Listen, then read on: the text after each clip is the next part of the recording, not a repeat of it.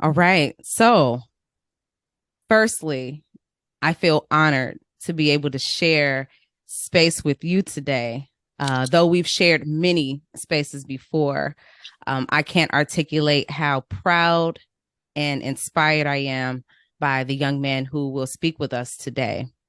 I've had an opportunity to watch him grow and flourish exponentially over the last 4 years. Once we begin the conversation, I'm confident that you will also understand, as listeners, why he's such an inspiration to many. And this is just the beginning of many wonderful things. So, Adib Borden is a 15-year-old Chicago native and the founder and executive director of Black Youth Leadership 21. For over 5 years, Adib has been on a mission to make an impact on education while empowering students to use their voice. As executive director, he oversees strategy, operations, and the success of the organization, ensuring that the mission and vision of educating, supporting, and developing the next generation of CEOs is fulfilled at all times. And with that, I welcome Adib Borden to Decolonize to Thrive. Hi, I'm so excited to be here. It is truly an honor to be in your presence um, once again. So thank you. Yes, Adib, welcome. I want to give you an opportunity to introduce yourself to us first. Well, I don't think there's much to say, but my name is Adib Borden. I'm the founder and CEO of Now CEOs of Color nonprofit, and the chairman and president of Brighter Decision Schools, which is the charter network that we have started. Wow. Um, Exciting thing, I'll be 16 this week, coming up November Yes. 25th. And so I will have to make an edit to my Sagittarius. bio. I will have to make an edit to my bio about instead of 15 years old, 16 Mm-hmm. years old. Mm-hmm. But it is always an honor and a privilege to be in your presence, to speak about the work that I've done in education and Mm-hmm. um, some of that work I've done alongside you. So thank you. Yes. Yeah, I want to talk about that. So it's crazy to think that I met you when you were just a sixth grader. Yes. My first impression of you, Adib, I was like, this is not your average child. This is not your average sixth grader. My very first conversation with you, you left an impression on me. And that's the thing about you. And I think that opens so many doors for you and creates so many opportunities is you are definitely someone who's unforgettable. You're memorable. So our first encounter, we were walking to the youth center. You probably don't even remember this, but we were leaving the I school, think walking to the youth so. center, and you had a briefcase with you. And I was like, where's his backpack? He's got a briefcase and a business card at that. So you gave me Yeah. your business card and you introduced yourself, told me you were a young CEO. And I'm like, so you own a business? You're like, yes. And so you had an actual business card. And I was like, wow.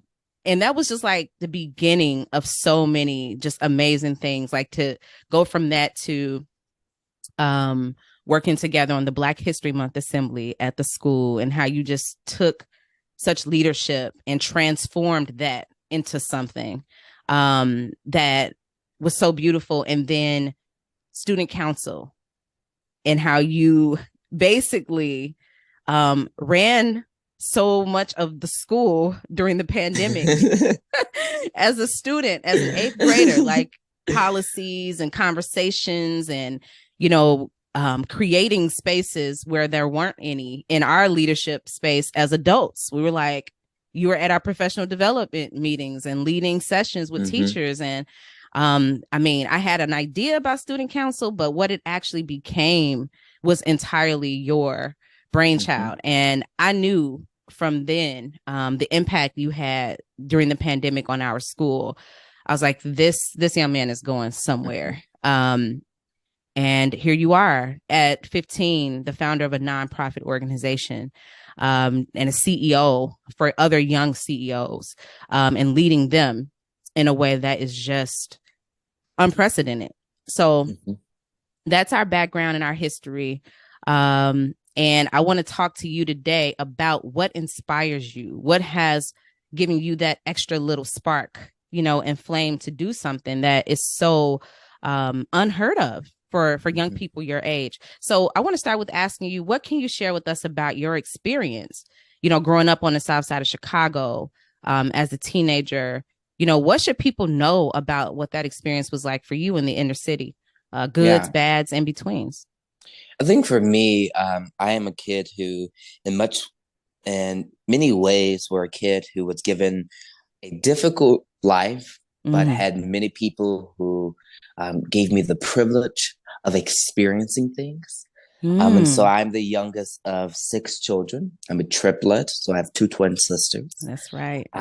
Growing up in a house with a mother who initially decided to make some not okay decisions that Mm-hmm. led to the hindering of her children in Okay. the long run. Leaving home at 14, um, taking care of my aunt who died in a tragic car accident, and then moving in Yeah. with my godmother. And so that is the struggle of growing up as a Black boy on the South Side of Chicago, is that you never know what life is the next day. And Mm, one of the things that I tell my godmother all the time said, we don't live life day by day, we live life hour by hour, because mm, you never know what will happen the next hour. Because one time your life is good, but the next hour your life turned for the worse. And I think that I've had many moments in my life where for one moment I'm happy, the next moment I'm laying over or I'm holding someone in my hand as they're dying, as they're taking their last mm, breath. The good thing about living in the city of Chicago is the exposure, the opportunity, the resources. mm-hmm. I think I am a kid who has been able to sit in rooms with high people Mm-hmm. because of living in Chicago, meeting and eating dinner with the president of the former president of the United States, and being able to Right. shake hands with mayors and public officials is because I've Yeah. sat in the room and I have been a product of Chicago. I think that what many people don't understand is that Chicago is beautiful.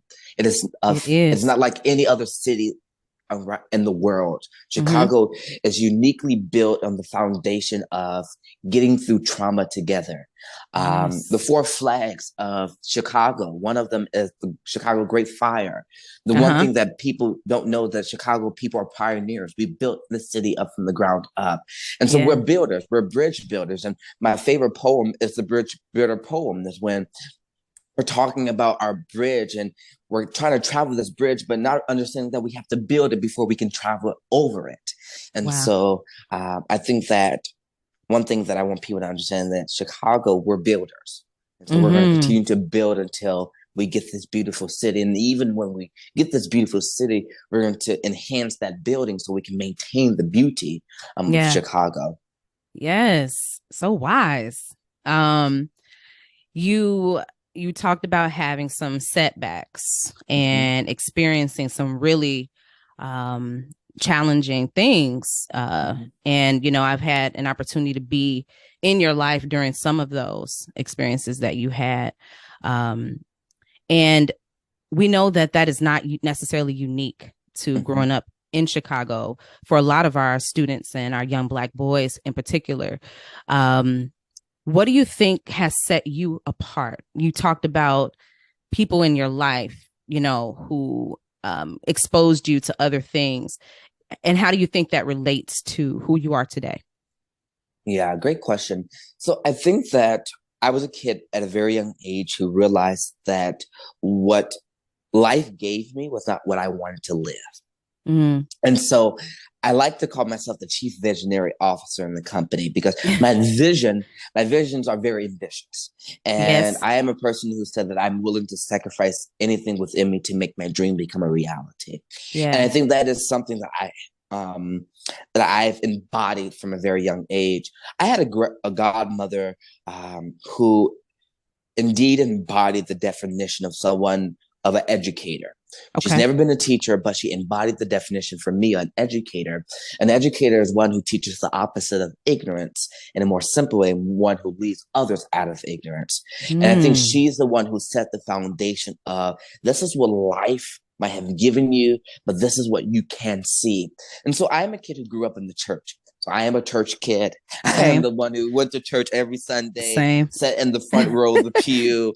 Yep. And so being able to speak at church. And one of the things in my life is that we struggled with knowing when we were going to eat at home.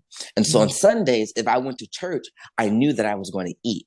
And so with that understanding, I built a village in church, and that Mm. village supported me outside of that church. And so they exposed me to opportunities. They gave me opportunities, speaking opportunities. I think when I was in church, I realized that I had the gift of gab Yeah. because they were like, Adia, we want you to speak. We want you to speak. And so I think that the exposure of being in the church and then Yes. having a godmother who's been there since day one, leading the foundation, building the foundation for my success has indeed given me what or has led to who I am to today. Wow. So what I take from that is there were people in your life and there were um, spaces in your life that Mm-hmm. were safe, that allowed Mm-hmm. you to grab on to something, even when other things around you Mm-hmm. were not working in your Yeah. favor. And most importantly, you're a visionary Mm-hmm. who doesn't give up, Mm-hmm. and you're resourceful because you utilized what was available to you Mm-hmm. in a way to propel yourself forward. And that is a special skill set that we Yes. all um, can do, and tap into probably more. But I think that's one of the things I notice about you that sets you apart, um, and, puts you out there in a way that you've already started to blossom into.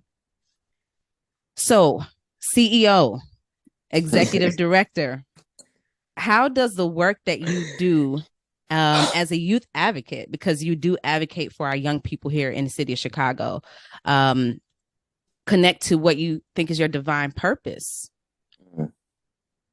So um, let's talk about my youth advocacy work and where do I advocate for youth specifically.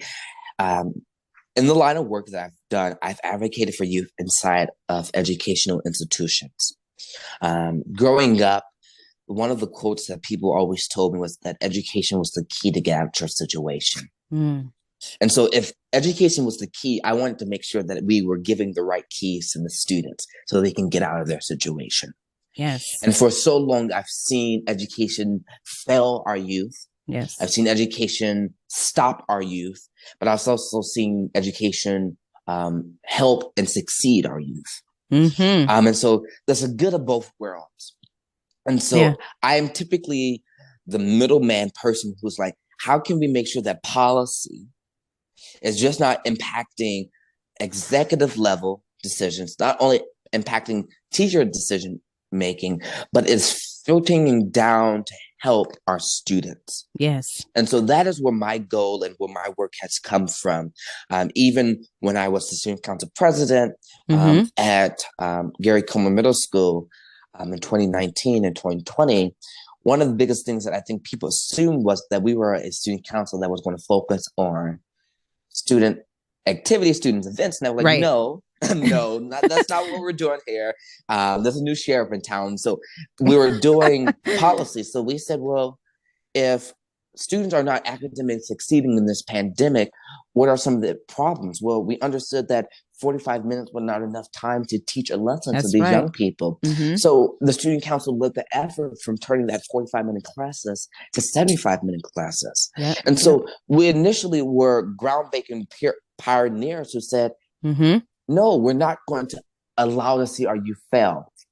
How Yeah. does that work align to my passion and purpose? Well, I'm a person who has always believed in using my purpose for good. Uh-huh. And Dr. King said it himself, not everybody can be famous and everybody can be rich, but everybody can do service. That's And I right. think my life purpose and life service is service. And so that is what Yes. I've done. And I think that's beyond every title I've held and every doctorate I may receive in my lifetime, any honorary doctorates I'm going to receive soon, Yeah. any We'll grants talk that about I've that been in a able to minute. receive. I am a person of service. I am a servant. I am a servant for Mm. education, someone who will continue to serve education and Yes. build an organization to structure and to improve our educational system. And so to answer your question, I think that service is the way that it connects to my life purpose. Yeah, you answered it and you answered it eloquently. Thank you. I Thank love you. how you brought us full circle from, Yeah. you and thinking about taking the decision making process from not just the executive level and the adult level, but using student voice in schools to make sure that Hmm. we also are able to get an understanding from the student perspective of what's necessary. And you definitely did that as student Hmm. council president, in leading our initiatives in remote learning and just being a voice, at a time when we really need it, And I to hear think for from you most all. people, most people might say I was too powerful in that position, uh, because the interesting thing is I was sitting in rooms with principals, executive directors, and Yes, CEOs of large charter networks, telling them what they needed to do, that's right. and in some ways they listened. They They, listened, they and did, so you which is let important. this black boy who doesn't even have an elementary school degree at this point come in and tell you that 45-minute class times is not enough. Yeah, yeah, And so it was the power that my voice held so much power, yeah, so important that I was able to serve as a voice, to build a voice, and to leave a legacy of student advocacy, not only at Gary Coleman Middle School, but I've been able to extend that across Butler, and across yeah. the Noble Network, which we will get Seeing into that. further later on. So, Yes, yes, yes, yes. Um, you said something that was key here, which is like the actual listening. mhm, And that's important. I think we have to listen more, to our students, especially to our black boys and our black girls in the charter networks, in mhm, the public education sector. It's not enough just to ask for the mhm. opinions and the voice. We have to actually listen and implement those Yep. changes, and it seems like that has done an amazing thing for you. Mhm. And that's something I just, as educators, we have to remember: not just ask, but we have to apply and we have to Yep. listen, right? Mhm. um, as a voice for the youth and a CEO, what do you think motivates you to empower other Black youth? Mm. I see a need to empower them because they're not being empowered enough. Mm-hmm. Um, Me being 15, I sat in a room with a young lady um, last week talking about my company and I've been able to start. And she said, "You're so smart, but I can't do that myself. I'm not smart enough to do that Mm, myself." And wow. in many ways, it broke my heart to hear the Black woman who I see that can be the president of the United States or whatever she dreamed or desired to be, Mm-hmm. saying that she felt that she's not smart enough to do it. Yeah. Yeah. And so I think that this is a generation that has so much confidence, but don't Mm-hmm. know that they have the confidence. And Wow. so that is what makes me more willing to empower them, say, "Hey, let me bring it out." That is why I Yeah. started a program called CEOs of Color for young entrepreneurs who don't think that they can be entrepreneurs, and Right. giving them the platform so they can see themselves as something greater than what they have seen themselves before. Mm-hmm. And so I told the young lady, I said, one of the things I do to empower people is putting them in rooms that is going to change the trajectory of their lives forever. Yeah. Yep. And one of the quotes that I published is that your presence will inspire them, but your legacy will lead them. Yeah. Yeah. Yeah. And every time I say that, people it gives them chills, or it gives Yeah. me chills, or I get a nod now, because it really embodies the definition of empowerment. Is Yeah. that your presence will embody, your presence will inspire them. Mm-hmm. And let's just break that down because I think that that answers my question of empowerment. Is that I enter most rooms and my presence typically inspires people to talk to me, to give me money, to shake my hand. So it inspires them to do something. Yeah. But once I leave that room, I've defined my legacy. And so Yeah. now they want to follow me. So Yeah. now I'm Yeah. leading them. And so I think my That's so empowerment is powerful. I think my empowerment initially lies into my legacy. Yeah. Yeah. And I think that I am a person who now can dictate what that legacy is going to be. Mm. I ask that question to most people. What do you hope your legacy to be? And the response is, I hope I'm not the one to dictate that. And the issue I have with that question is that do everything necessary while you're living for people to when you're gone. So I don't want anyone to make their own legacy of me Mm-hmm. because not the life that they're going to help people remember me by. Yeah. So Yeah. establishing who you are on this earth today is what is going to lead you to tomorrow. And Dr. King himself, if Dr. King did not leave a legacy, we would not know the greatness that he's done. Right. But Dr. King was a pioneer in what he did. And so he left his own legacy. Dr. King told his own story Mm-hmm. before someone else tried to tell his story. Mm-hmm. And I think Mm-hmm. that is the The power narrative. and empowerment and leaving Yes. the legacy is leaving your story before someone else tells your story. That's right. Shaping your own So, narrative.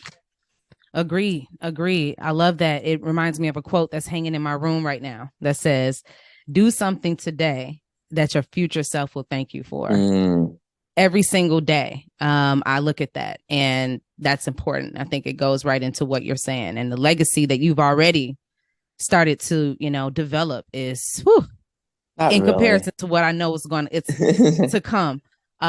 So one of the final questions I want to ask you is about your understanding of decolonization, because this podcast is about decolonization, and I'm asking all of my guests, just from their unique standpoints, what does it mean to them?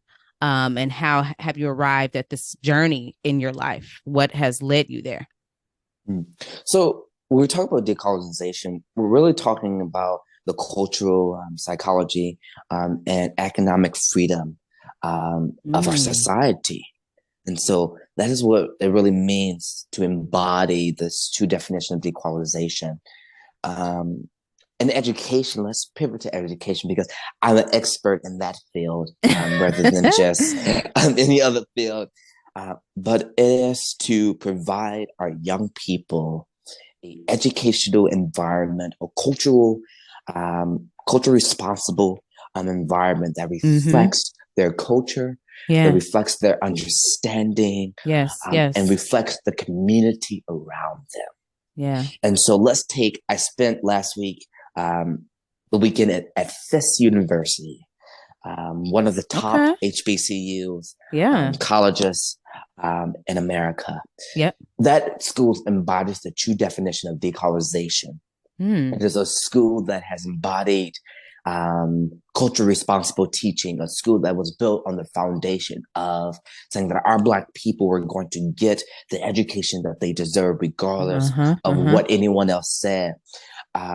Fun fact, the Jubilee Singers, which Fisk University is very well known about, were the people who embodied the culture responsible in music, gospel Mm. music. The Jubilee Singers were known to play in France, were an international group. Now Mm-hmm. imagining Black people in the 1800s, early 90s, singing in Paris and London at that time.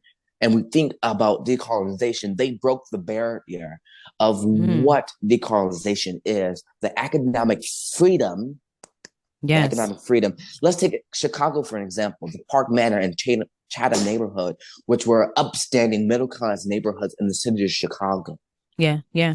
who embodied the definition of decolonization in their time.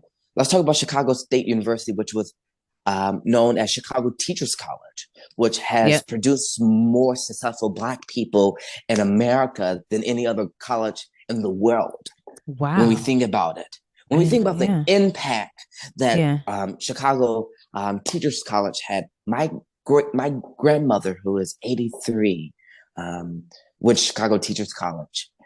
Then received her MBA from Loyola College. Was the first Black woman to receive an MBA from Loyola University. Wow. I didn't know that. Okay. Um, and but started at Chicago Teachers College, and then became a professor at Olive Harvey, and Wow. later became retired from King and King.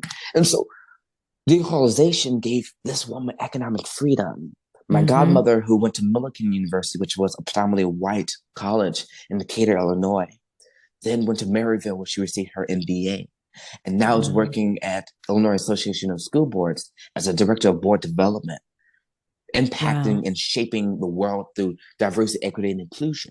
So when Yeah. we Yeah. talk about cultural, we have all these powerful women that are bringing that cultural knowledge. Mm-hmm. Ina Briggs, who started a organization surrounding culturally responsible teaching. Yes. Um, so that is what decolonization means: is having people bring innovative methods Yeah.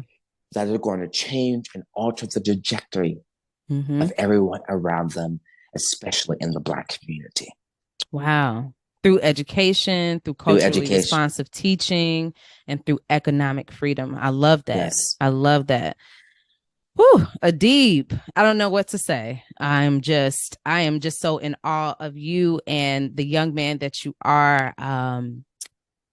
Incredible, Thank honestly. you. Thank you. I, I, I would love for you to share with the podcast audience how and where we can find you. What kind of projects do you have going on that you want to share with us? So I have many projects going on, but in this new journey of my life, we're launching our mentoring program called CEOs of Color, Mm-hmm. which is a mentoring program focusing on getting more young people of color in entrepreneurship, and then training them and leading them to be strategic leaders, in which we will call them CEOs.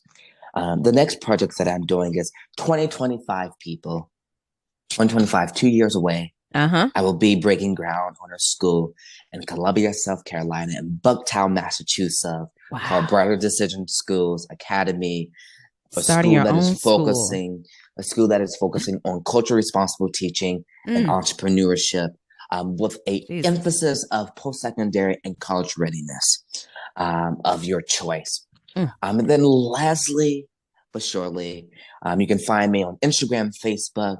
You mm-hmm. can go to our website, Black Youth Leadership 21, if you want to get involved into the work that we're doing. We're looking for Mm-hmm. mentors. Mm-hmm. But also, one of the biggest journeys that I'm embarking on is that I will potentially be Dr. Adi Borden. So I'm not going to share too much information because it's a little premature. Yeah, yeah. But a college at HBCU has asked for me to accept a honorary doctorate of humanity for the work that I've Wow. done in education. Wow. And they saw me on the panel with Barack Obama.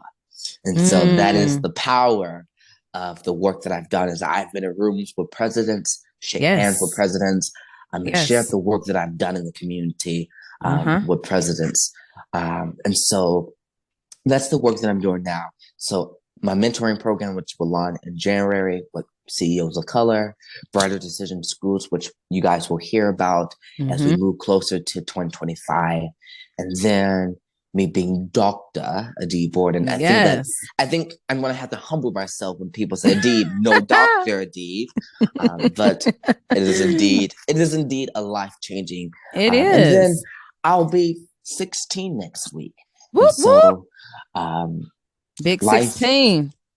stepping stones, and so we only go up from here. So I That's thank right. you. That's right. Happy early birthday, Thank you. my fellow fire Thank sign. Um, Amazing. And you've also done work with Mayor Lightfoot. You've worked Mayor Laura alongside Lightfoot, and I Lori. have Mayor Laura Lightfoot. I've worked with her, and I have now added a new mayoral candidate to my catalog of public officials and potential mayors, Jamal Green, Yes. an incredible guy Mm-hmm. who Mm-hmm. I had the pleasure to work with yesterday for Yeah. an event that I did for my high school. And so I've worked with Mayor Lightfoot, and Yeah. now mayoral candidate Jamal Green. Yeah. He's as you know, we have a pretty good relationship, and I think like you all are a dynamic duo. I'm A so excited to see what could come from that. dynamic duo. In some ways, I'm a mini J Mall. You are. Starting a I told him company at that. 16, and Yeah. now taking Chicago, and helping and working with any administration, to better the Chicago for youth. And so I think Yep. that is my mission, and Yeah. passion. So, very last thing, Black joy is resistance, it's revolutionary, it's necessary. We are constantly inundated with messages about our Black boys that are so negative day in and day out. And the pain in our communities, and we lost this student and this shooting, right? What is bringing you 15-year-old, almost 16-year-old Adib joy these days? Knowing that I'm loved, and Oh, knowing, that I'm helping the world. whew. And so those are the two things that are bringing me joy right now in life. And Yeah. knowing that I can bring a smile or laughter to someone's face. Mm, I love that. Love that. Thank you so, so much, Adib, for sharing your time with us and your presence. You are so inspirational. Thank you. Beyond honored and fortunate to have had you on as a guest. We heard it here first, people. Adib Borden, 2025, starting at not a charter school, Yes. honorary, potentially Dr. Adib Borden. I wish you nothing but the best. I know we're Thank going to you. stay in contact, and I'm just grateful to be a part of your journey. So we're going to wrap up our time with you today. You enjoy the rest of your time this evening. And thank you again. Thank you. Bye-bye.